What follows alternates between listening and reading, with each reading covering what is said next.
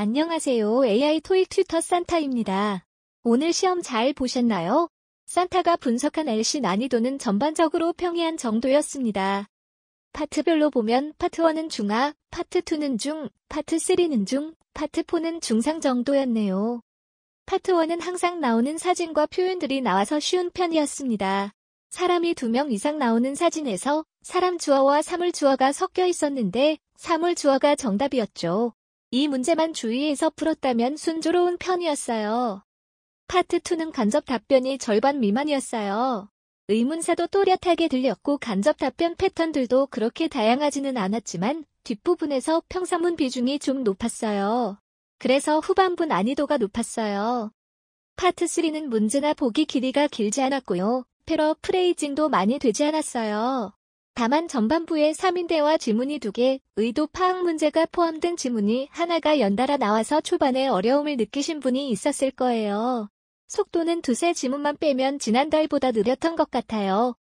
파트 4는 지문 주제는 특별히 어렵지 않았지만 패러프레이징은 좀 된 편이었죠.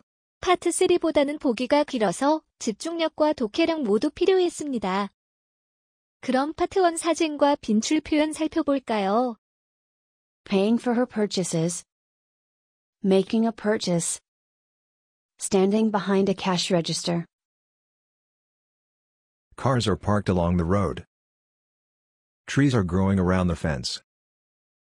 Trees are casting a shadow on the road. 파트 2의 주요 간접 답변 패턴들도 살펴보고 가겠습니다. 렌터카를 빌리는 방법을 묻는 how 의문문에 I'll give you the number to contact.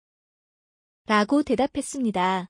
연락처를 제시하면서 간접적으로 방법을 알려주고 있죠?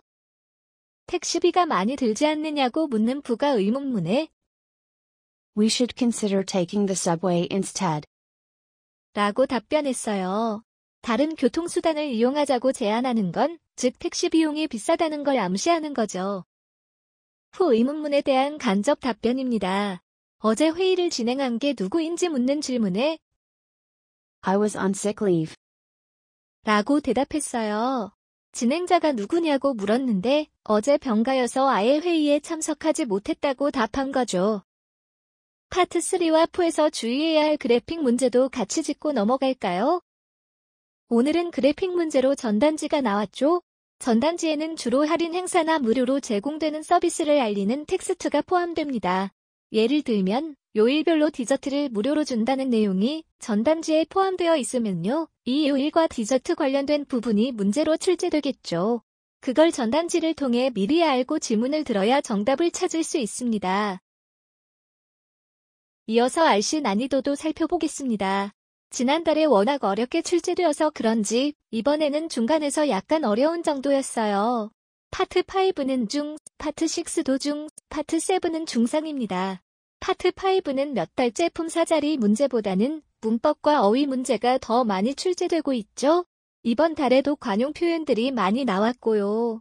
그리고 단골 문제인 인칭대명사 문제, 전치사 고르기 문제, 접속사 문제, 동사어형 관련 문제, 접속부사 문제들이 나왔습니다. 파트 6는 특별히 어렵지 않았어요. 지문 길이는 보통, 주제는 평범하고 문맥 문제가 평소보다 빨리 풀렸어요. 그만큼 쉬웠다는 뜻이겠죠. 파트 7이 조금 어려웠는데요. 지문 길이는 보통이었는데 패러프레이징이 좀 됐고요.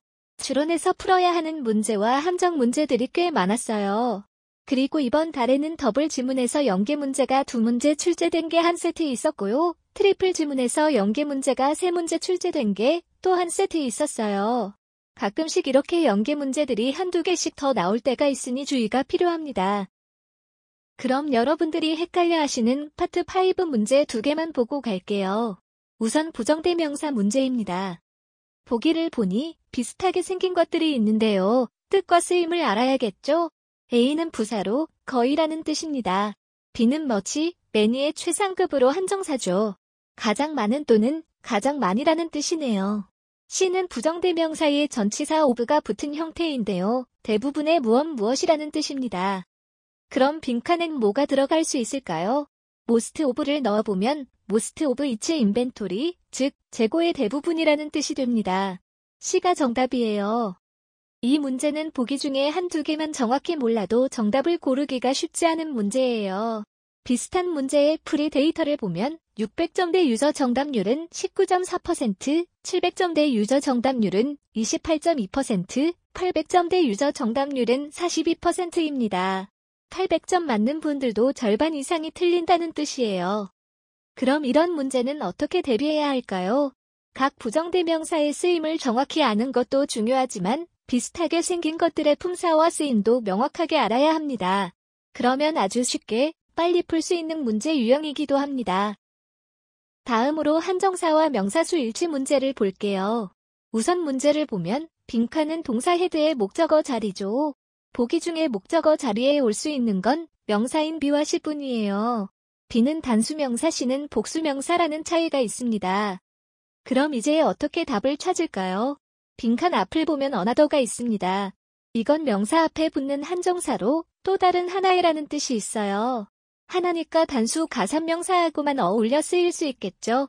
이제 B를 보시면요. 오블리게이션은 가산명사로 의무, 할 일이라는 뜻입니다. B가 정답이에요.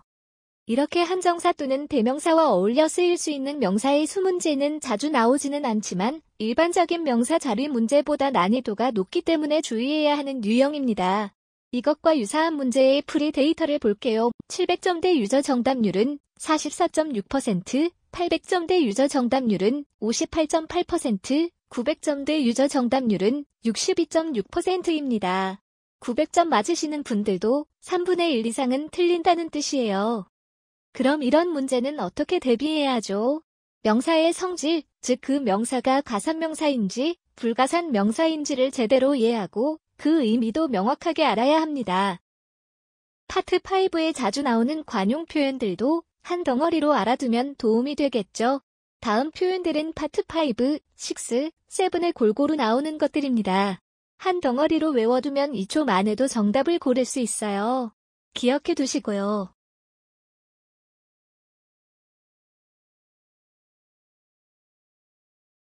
매달 까다로운 문제가 두세 개씩은 출제되는 파트 5 대비 전략을 알아볼까요? 우선 어휘 학습 시에는요, 단어랑 뜻만 익히지 마시고 품사를 반드시 파악하셔야 합니다. 특히 여러 품사로 쓰이는 단어에 유의해야 합니다. 그리고 단어의 사전적 의미뿐만 아니라 문장에서의 쓰임도 정확하게 이해하셔야 해요.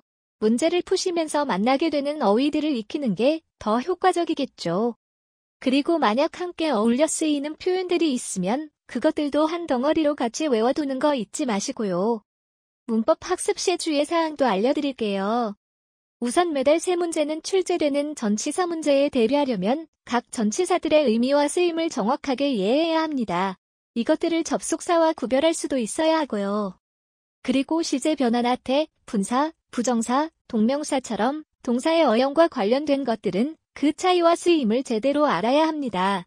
동사어형 문제를 잘 풀 수 있어야 더 복잡한 문장 구조 문제들도 풀 수 있기 때문입니다.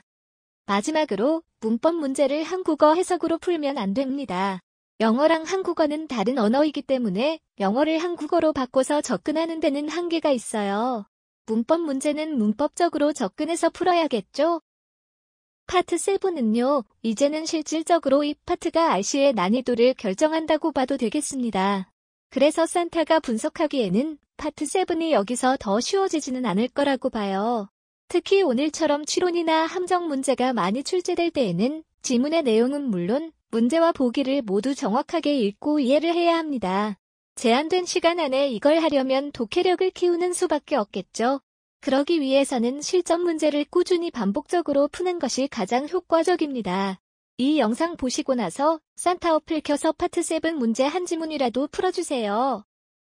토익 최신 경향 문제가 궁금하신 분들은 10월 29일에 업로드되는 특별학습을 기대해주세요. 추워진 날씨에 시험 보시느라 고생 많으셨습니다.